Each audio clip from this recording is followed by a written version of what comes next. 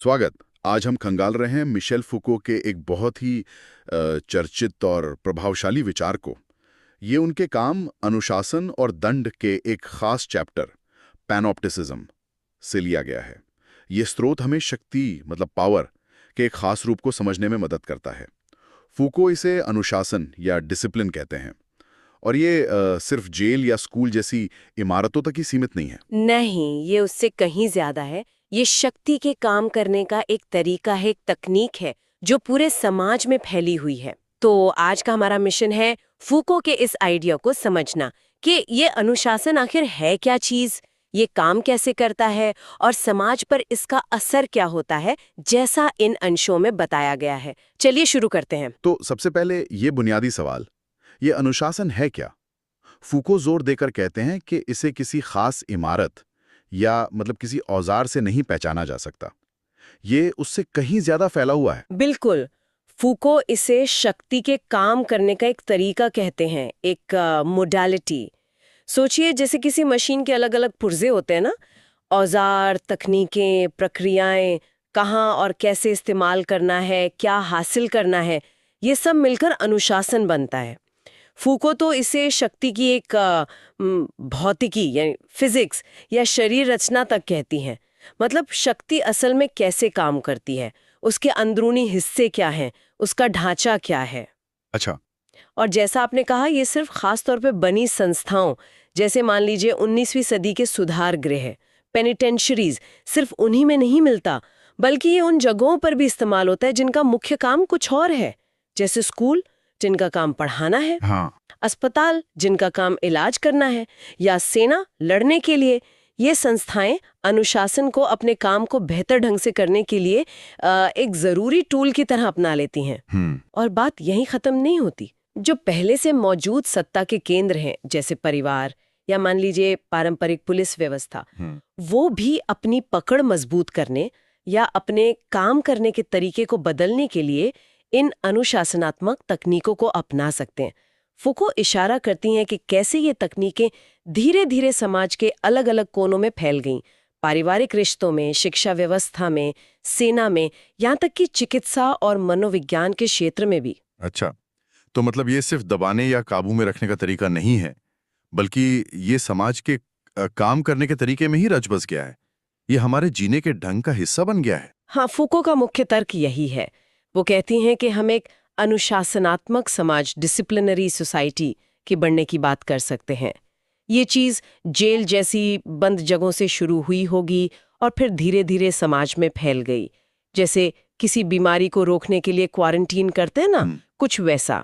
और फिर ये एक ऐसे तंत्र में बदल गया जिसका कोई निश्चित दायरा नहीं है, जिसे कहीं भी लागू किया जा सकता है।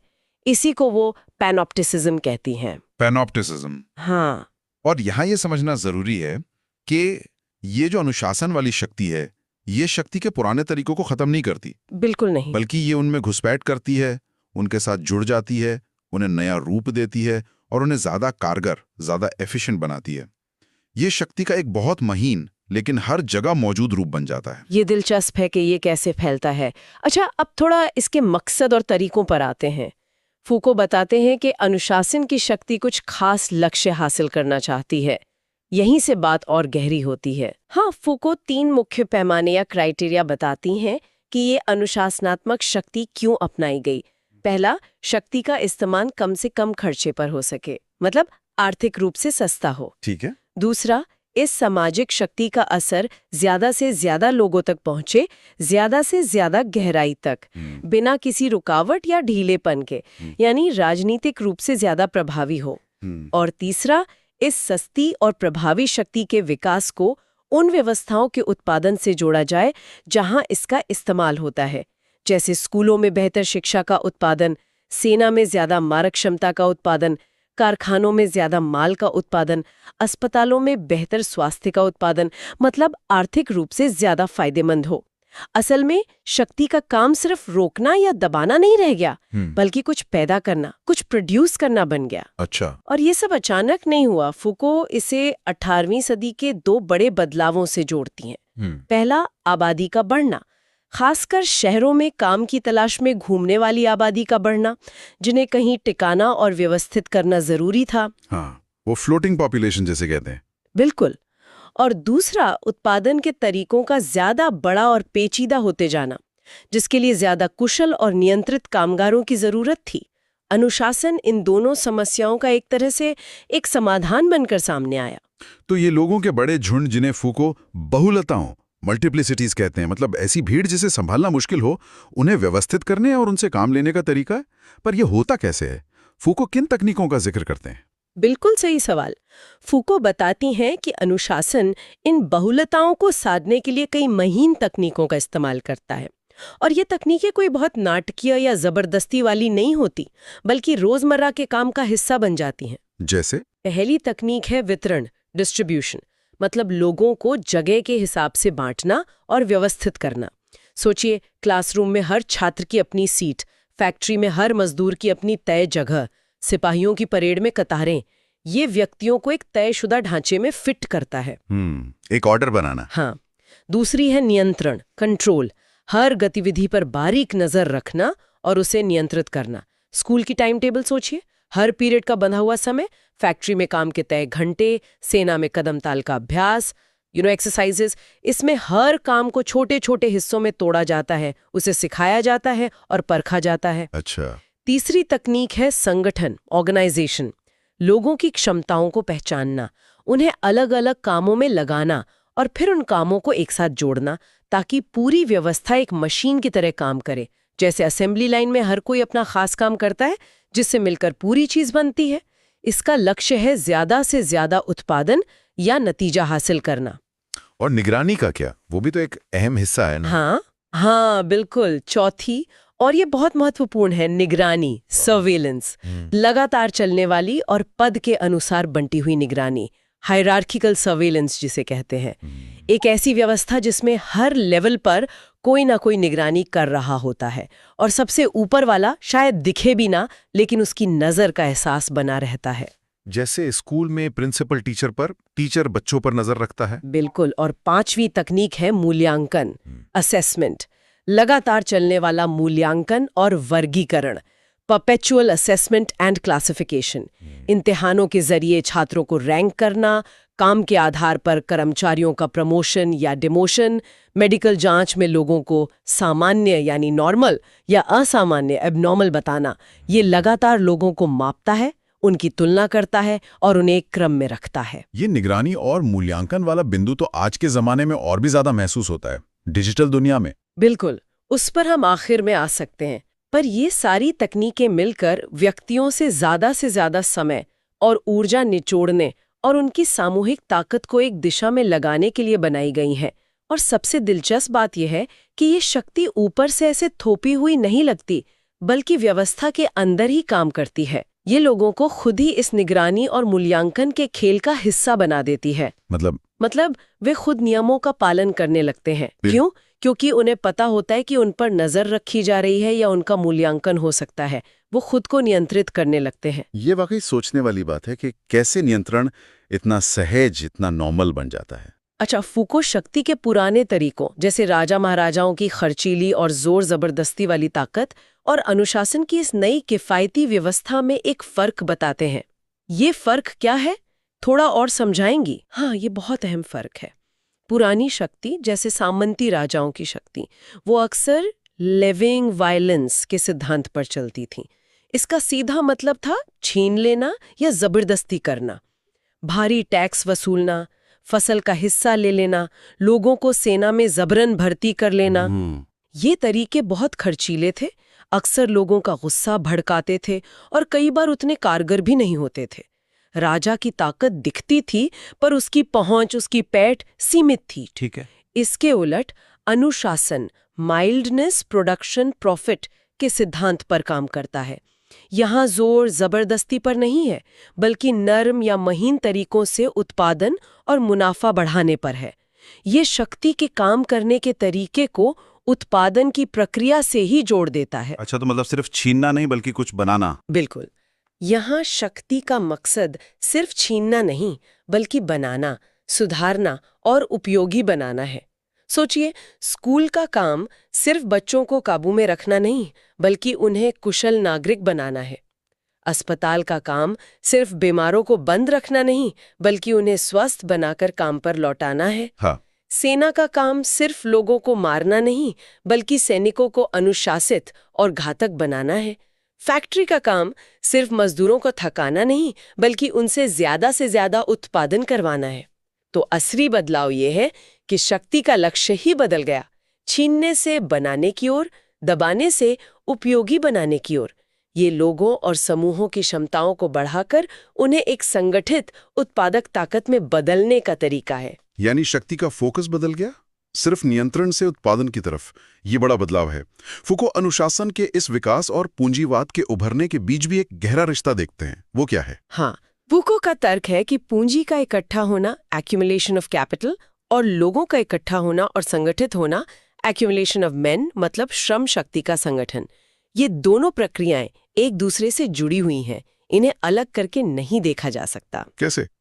उनके अनुसार यही अनुशासन की तकनीकें थीं जिन्होंने बड़ी संख्या में इकट्ठे हुए लोगों को, एक्यूमुलेटेड मल्टीप्लिसिटी ऑफ मेन को, उत्पादन के कामों के लिए उपयोगी बनाना संभव किया। जैसे किसी मशीन को चलाने के लिए उसके पुर्जों को सही ढंग से जोड़ना जरूरी है, वैसे ही उत्पादन बढ़ाने के लिए कामगारों को अनुशासित करना जरूरी था। उत्पादन प्रक्रिया को जैसे छोटे छोटे हिस्सों में बांटा गया, मैकेनिकल ब्रेकिंग डाउन जिसे कहते हैं, वैसे ही कामगारों की गतिविधियों को भी अनुशासन के जरिए नियंत्रित किया गया। इससे ऐसी अनुशासनात्मक मशीनें बनी जो व्यक्तियों की ताकतों को जोड़कर एक बड़ी उत्पादक शक्ति बनाती थीं। संक्षेप में कहें तो अनुशासन ने उस श्रम शक्ति को तैयार किया और संगठित किया जिसने पूंजी के जमा होने को तेज रफ्तार दी। तो अर्थव्यवस्था के विकास में अनुशासन का सीधा हाथ था, ये तो साफ है। लेकिन कानून का क्या? क्या अनुशासन हमेशा कानून के दायरे में ही काम करता है या उससे अलग भी? ये एक और पेचीदा और दिलचस्प पहलू है। फुको का तर्क है कि अनुशासन अक्सर औपचारिक कानूनों और राजनीतिक ढांचों के नीचे काम करता है, एक तरह के इंफ्रा लॉ, यानी कानून के नीचे के स्तर पर। सोचिए, जैसे किसी इमारत की नींव होती है ना, जो दिखती नहीं पर इमारत उसी पर टिकी होती है। इंफ्रा लॉ, इसका कोई उदाहरण दे सकती हैं समझने के लिए? जरूर। जैसे स्कूल में सीधे बैठने का नियम, नाखून साफ रखने का नियम, या यूनिफॉर्म सही ढंग से पहनने के नियम। ये देश के संसद द्वारा बनाए गए कानून तो नहीं है। नहीं, बिल्कुल नहीं। लेकिन ये स्कूल के अंदर व्यवहार के मानक तय करते हैं, लोगों को सही या गलत ठहराते हैं और उनके व्यवहार को बहुत सूक्ष्म स्तर पर नियंत्रित करते हैं। ये औपचारिक कानूनी व्यवस्था के नीचे काम करने वाले नियम हैं। यही इंफ्रा लॉ है। अच्छा, समझा। तो जहां औपचारिक कानून कागज पर सबको बराबर मानता है, अधिकार देता है, वहीं ये अनुशासन वाली व्यवस्था असलियत में सूक्ष्म असमानताएं पैदा करती हैं, नॉन इगैलिटेरियन एसिमेट्रीज जिसे कहते हैं। ये लोगों को श्रेणियों में बांटती है, उन्हें रैंक करती है और सबसे बढ़कर सामान्य नॉर्मल क्या है और असामान्य एबनॉर्मल क्या है इसके मानक तय करती है। ये सामान्यीकरण की ताकत है, नॉर्मलाइजेशन। फोको अनुशासन को कभी-कभी काउंटर लॉ यानी कानून के विरुद्ध भी देखती है। इसका मतलब है कि ये कभी-कभी औपचारिक कानूनी सिद्धांतों के उलट भी जा सकता है। अच्छा, कैसे? जहाँ कानून समानता की बात करता है, वहीं अनुशासन समाज में मौजूद शक्ति के असंतुलित रिश्तों, असिमेट्रीज ऑफ पावर, को बनाए रख सकता है या और मजबूत कर सकता है, वो भी कानून की नजरों से बचकर। और यही पैनोप्टिसिज्म का विचार आता है, वो निरंतर निगरानी वाले तंत्र जो हमारी रोजमर्रा की जिंदगी में फैल जाते हैं। ये कैमरे, ये डेटा कलेक्शन, ये सब औपचारिक कानूनी स्तर से नीचे काम करते हुए नियंत्रण और वर्गीकरण के ऐसे तरीके लागू करते हैं जो शायद कानूनी पकड़ से बाहर हों। ये तो बड़ा विरोधाभासी लगता है कि वही प्रबुद्धता का दौर, एनलाइटनमेंट, जिसने आजादी, बराबरी और अधिकारों की इतनी बातें की, उसी दौर में अनजाने में नियंत्रण के ये इतने महीन और असरदार तरीके भी ईजाद हो गए। फुको का इशारा इसी विरोधाभास की तरफ है और यही उनके विश्लेषण को इतना जरूरी और सोचने पर मजबूर करने वाला बनाता है।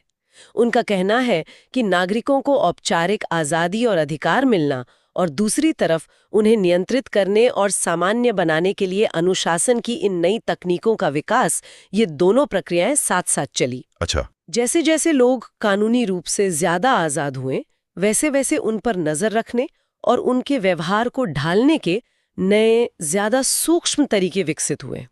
और पैनोप्टिसिज्म, जिसका जिक्र हमने शुरू में किया था, वो विचार कि आपको लगातार देखा जा सकता है, भले ही आप देखने वाले को न देख सकें, और इस एहसास से आप खुद ही अपने व्यवहार पर लगाम कसने लगते हैं, ये इस अनुशासनिक तकनीक का सबसे विकसित रूप है। ये शक्ति को अदृश्य लेकिन हर जगह मौजूद बना देता है, जिससे व्यक्ति अनजाने में खुद ही अपना पहरेदार बन जाता है। तो अगर हम फूको की बातों का निचोड़ निकालें, सार निकालें, तो अनुशासन सिर्फ सजा या जेल जैसी संस्थाओं के बारे में नहीं है।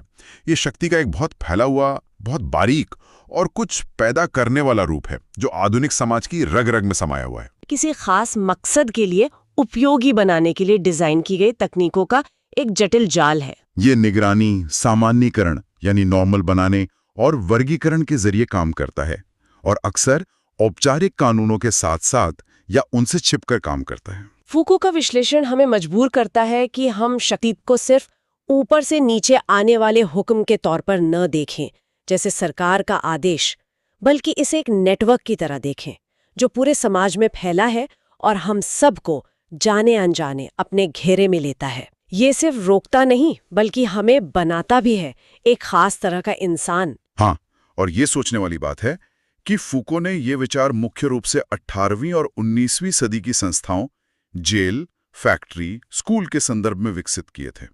आज हम डिजिटल युग में जी रहे हैं, हर तरफ कैमरे हैं, सोशल मीडिया पर हमारी हर गतिविधि दर्ज हो रही है, हमारा डेटा लगातार इकट्ठा किया जा रहा है। बिल्कुल। तो सवाल ये उठता है कि फूको के बताए शक्ति के ये अनुशासनात्मक तंत्र आज के जमाने में कैसे बदल गए होंगे? ये नए डिजिटल उपकरण पैनऑप्टिज्म के विचार को किस हद तक ले गए हैं, और ये अब हमारे जीवन को, हमारी सोच को, हमारी आजादी को किस तरह से आकार दे रहे होंगे? ये एक ऐसा सवाल है जिस पर हम सबको शायद सोचने की जरूरत है, अपने आसपास देखने की जरूरत है।